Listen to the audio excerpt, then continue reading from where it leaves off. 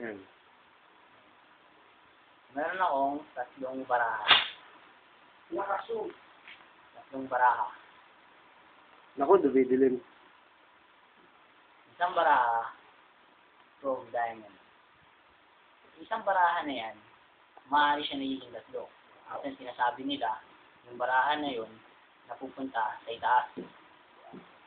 Minsan nga napupunta pa siya sa gitna. Gaya na sinabi ko, meron akong tatlong baraha. Tatlong baraha na Two of Diamonds, at Two of Hearts.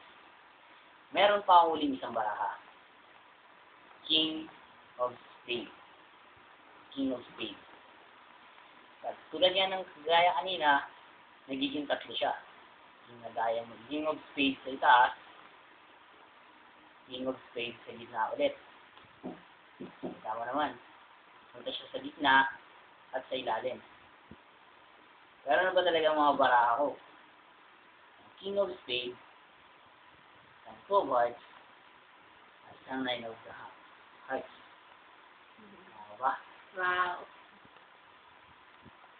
Okay. Okay. Ano mo na, kasi na yan.